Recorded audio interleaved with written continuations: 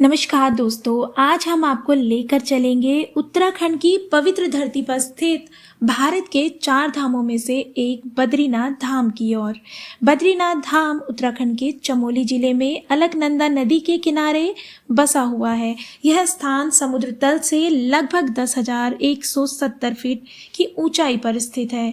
यह मंदिर भगवान विष्णु को समर्पित है, जिन्हें यहाँ बद्री विशाल के नाम से पूजा जाता है। बद्रीनाथ धाम न केवल चारों धामों में शामिल है, बल्कि इसे 108 दिव्य देशों में भी अत्यंत महत्वपूर्ण स्थान प्राप्त है। अब सबसे पहले जानते हैं कि इस स्थान का नाम बद्रीनाथ कैसे पड़ा। पौराणिक मान्यताओं के अनुसार भगवान विष्णु इस हिमालयी क्षेत्र में कठोर तपस्या कर रहे थे। तपस्या के दौरान अचानक यहाँ भीषण ठंड और भारी बर्फबारी शुरू हो गई। तब माता लक्ष्मी ने भगवान की रक्षा के लिए बद्री यानी बेर के वृक्ष का रूप धारण किया और इसी कारण भगवान को बद्री विशाल और इस स्थान को बद्रीनाथ कहा गया है। अगर मंदिर के इतिहास की बात करें तो माना जाता है कि 8वीं शताब्दी में आदि गुरु शंकराचार्य यहाँ आए थे।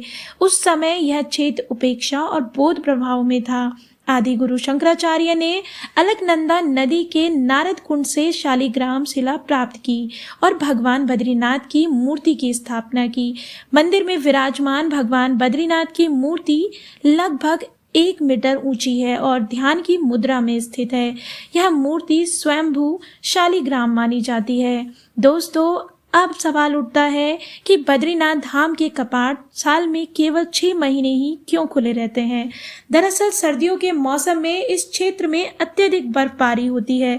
पूरा इलाका बर्फ से ढक जाता है और पूरे रास्ते पूरी तरह बंद हो जाते हैं। इसी कारण मंदिर के कपाट अक्षय तृतीया से भाई दूज तक खोले जाते हैं। सर्दियों के दौरान भगवान बद्रीनाथ की पूजा जोशीमठ स्थित नरसिंह मंदिर में की जाती है। कपाट बंद करते समय मंदिर में एक अखंड दीप जलाया जाता है। मान्यता है कि यह दीप पूरे 6 महीने बिना बुझे जलता रहता है और कपाट खुलने पर वैसा ही जलता हुआ पाया जाता है। और अब बात करते हैं तप्त कुंड की।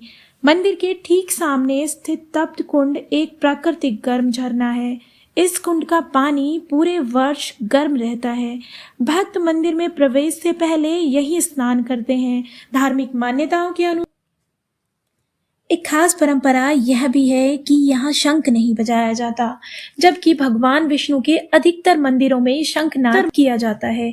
मान्यता है कि भगवान बद्रीनाथ यहाँ ध्यान की अवस्था में होते हैं, इसीलिए यहाँ पूर्ण शांति बनाई रखी जाती है। आइए अब जानते हैं यहाँ के मुख्य पुजारी के बारे में। बद्रीनाथ मंदिर के मुख्य पुजारी को रावल कहा जाता है। यह पद केवल केरल के नंबूदरी ब्राह्मणों को दिया जाता है। यह परंपरा भी आदि गुरु शंकराचार्य द्वारा ही स्थापित की गई। रावल कठोर नियमों का पालन करते हैं और पूर्ण ब्रह्मचार्य का जीवन जीते हैं। बद्रीनाथ धाम के पास ब्रह्म कपाल नाम का स्थान है।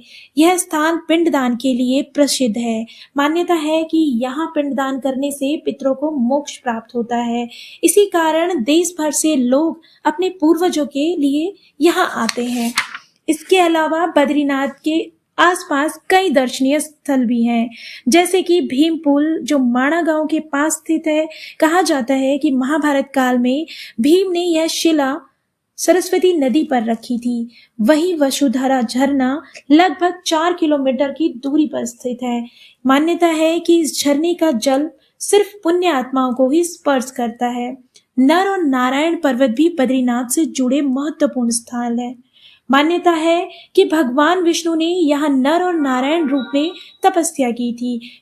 बद्रीनाथ धाम सिर्फ एक तीर्थ स्थल नहीं, बल्कि आस्था, परंपरा, इतिहास और प्रकृति का अद्भुत संगम है। यह स्थान हिमालय की गोद में सनातन संस्कृति की जीवंत पहचान है। उम्मीद करती हूँ आपको ये वीडियो अच्छी लगी हो। ऐसी ही और वीडियो के लिए कमेंट करें और चैनल को जल्दी से सब्सक्राइब कर लें।